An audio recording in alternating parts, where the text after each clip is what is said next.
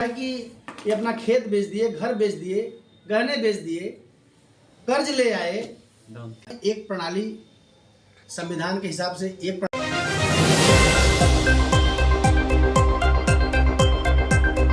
तो पता चलता है कि ये अपना खेत बेच दिए, घर बेच दिए, गहने बेच दिए, कर्ज ले आए। प्रणाली संविधान के हिसाब से एक प्रणाली लागू होना चाहिए जिससे बड़े हों चाहे छोटे हों, चाहे गरीब हो चाहे अमीर हो, इनको समान रूप से शिक्षा मिले, समान रूप से स्वास्थ्य मिले। मैं डॉक्टर वीरेंद्र विश्वकर्मा, लोक जन सोशलिस्ट पार्टी का राष्ट्रीय अध्यक्ष। आज के प्रेस वार्ता का उद्देश्य क्या है?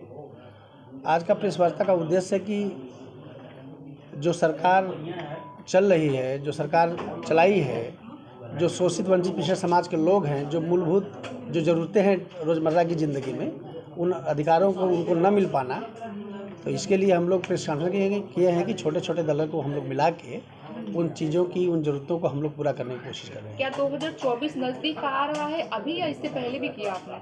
नहीं, इससे पहले भी हम लोग कर रहे थे, बट जो भी सरकारें हैं, जो भी दलें हैं, जो भी पार्टियां हैं, वो हमारे क्षमता के अनुरूप कार्य नहीं कर रही हैं, या हमारे क्षमता के अनुरूप उन्होंने हमें जिम्मेदारी नहीं दी, तो उस जिम्मेदारी को पूरा करने के लिए हम लोग छोटे छोटे दलों को लेके। लोकसभा चुनाव आ रहे हैं, उसके लिए आपकी पार्टी की तैयारियां क्या होंगी?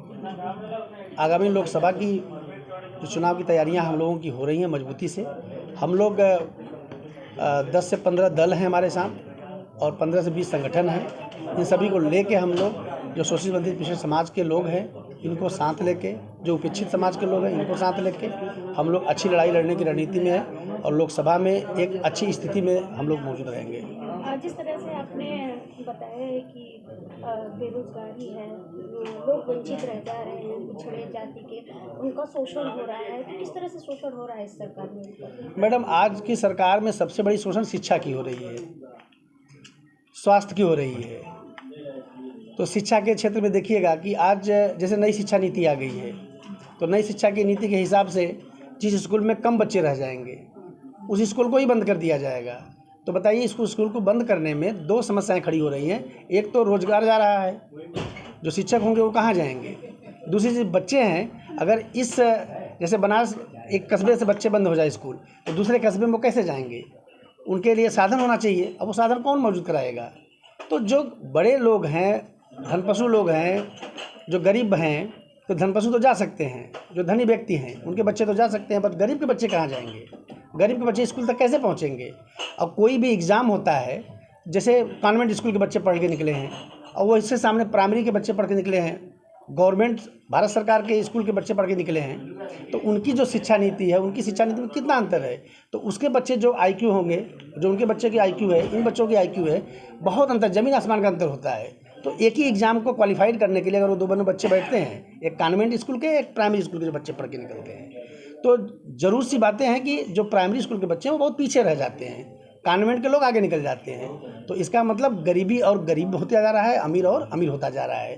क्योंकि जो कॉन्वेंट स्कूल का बच्चा पढ़ के निकला है वो तो ऊँची छलांग मार लेगा, बट जो प्राइमरी स्कूल से बच्चा पढ़ के निकला है, भारत सरकार के स्कूल से पढ़ के निकला है, तो उसको वो उस चीज़ को प्राप्त नहीं कर पाता है। अभी प्राण प्रतिष्ठा को लेकर राजनीति बहुत हो रही है जी, तो इस पर आपका नज़रिया और आपका पक्ष क्या है? देखिए, प्राण प्रतिष्ठा जो इस पर राजनीति जो हो रही है, ये एक आम जो व्यक्ति, जो मनुष्य हैं, उनके जो प्रभु राम हैं, आराध्य देव हैं, और हर लोगों की अपनी अपनी आस्था होती है।